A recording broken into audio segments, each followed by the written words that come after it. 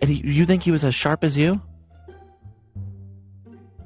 Person eligible for what I've been able to do with the with the COVID. Excuse me, with dealing with everything we have to do with. Look, if we finally beat Medicare. To negotiate Ukraine funding deals, he spoke so softly at times that some participants struggled to hear him.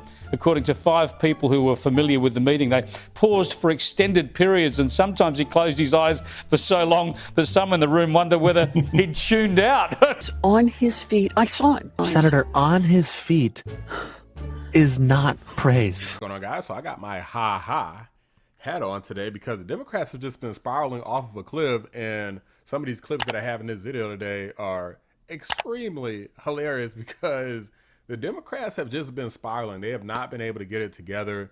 And one of the places where it started is by having Joe Biden be the nominee back in 2020, going into the 2020 presidential election, because even though he managed to get across the finish line there, since he had all of these things in his place, including a rigged election, it backfired on them tremendously, as you can see today. As a matter of fact, Elizabeth Warren, she gets absolutely cooked here, and she makes a fool of herself. She proves how fraudulent she is, besides her pretending like she's an Indian and being humiliated by Donald Trump. Destroyed them, put them out of business. It was established by Elizabeth Pocahontas Warren. Does anyone know? Remember the Pocahontas scam? I'm an Indian. Therefore, I'm entitled to be a senator. I'm an Indian. She said, could we see proof of that, please? She said, well, the only proof I have is my mother said I have high cheekbones. Oh, that's no good, right? Remember she went out? I really spooked her, I tell you. Remember she went out, she couldn't take it anymore. I was calling her Pocahontas, Pocahontas. Everyone knew she was not an Indian. I had more Indian blood than her, and I have no Indian blood. I'd be honored to, but I don't have any, but I had more than her.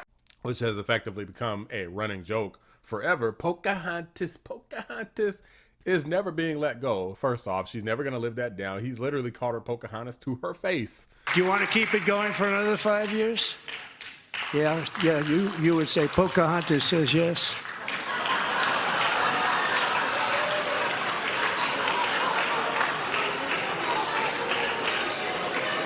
But besides that, she got humiliated on Joe Biden's cognitive decline being hidden, and she was obviously lying about it and didn't want to admit the truth. Do you regret saying that President Biden had a mental acuity? He had a sharpness to him. You said that up until July of last year.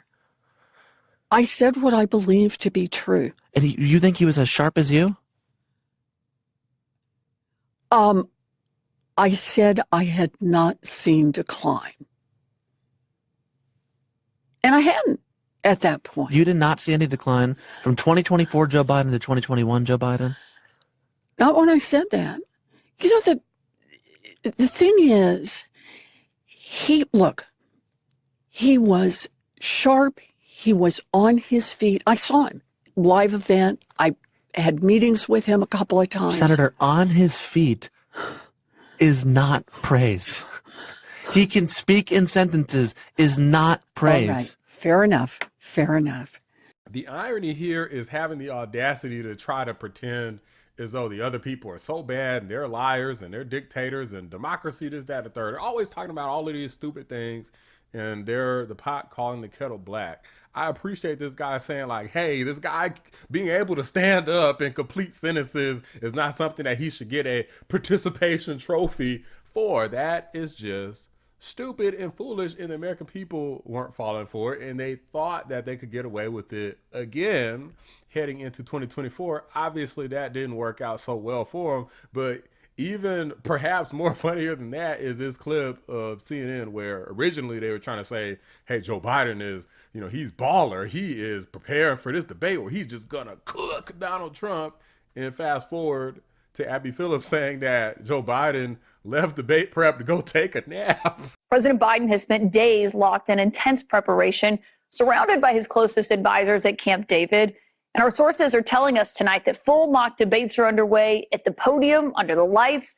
He's even watching tape to know exactly what he's going to see when he steps up to that lectern. His team shot a video during a walkthrough of the CNN studio.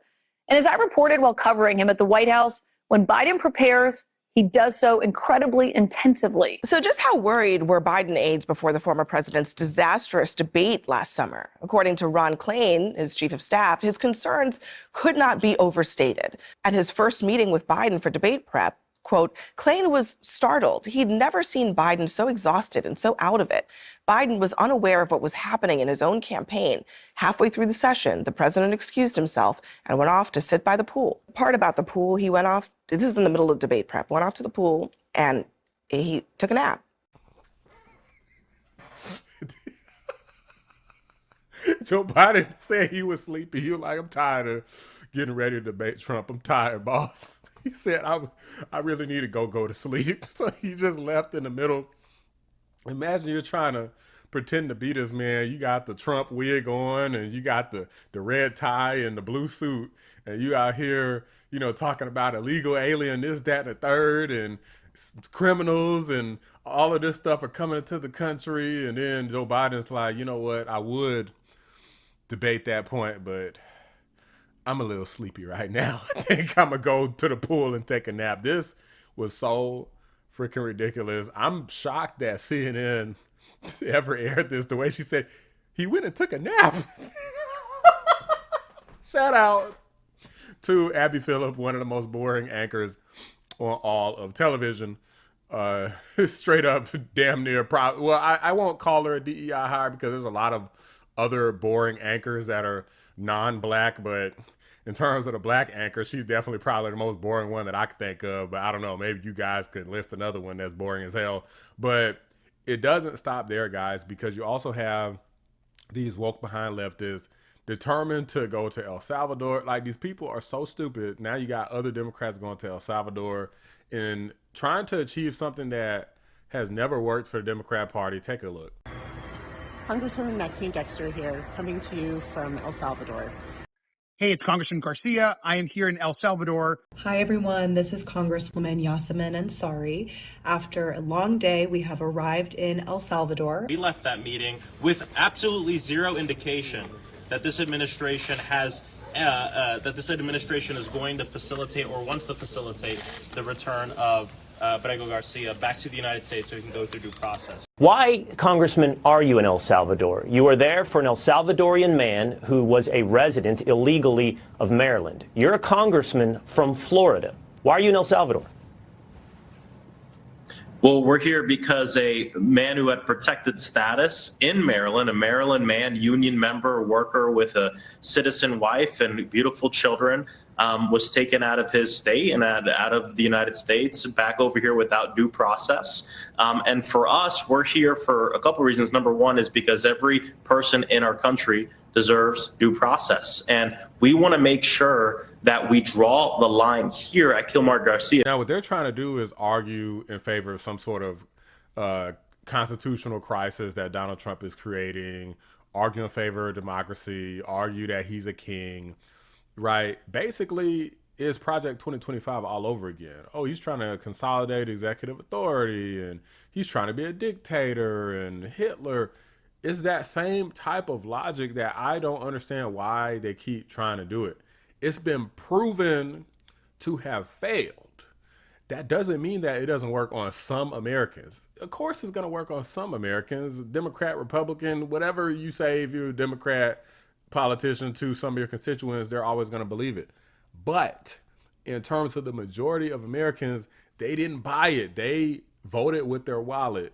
They voted against illegal immigration. They voted against a lawfare. They voted against plus 9% inflation, high prices, and telling us everything's good. They voted against gaslighting, and Kamala Harris is the greatest presidential nominee ever, even though we were trying to literally remove her from the ticket and pick another vice president. They voted against all of that, and yet here we are with them still doing it again, or attempting to do something similar in this whole constitution crisis and respecting the courts. Guys, don't nobody care about any of that stuff. They care about their money.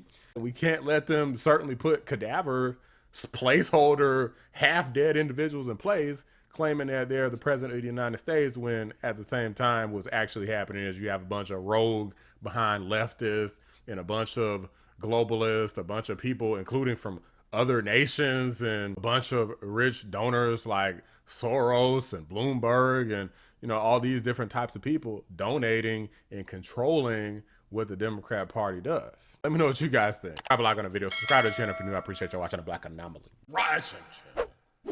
I'm out. Remember when the bunny took Joe Biden out?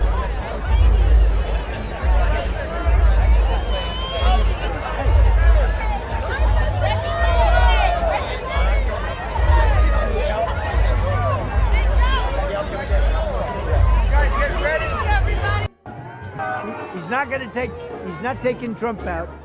Anyway, that was a beautiful moment when the bunny saved Joe Biden.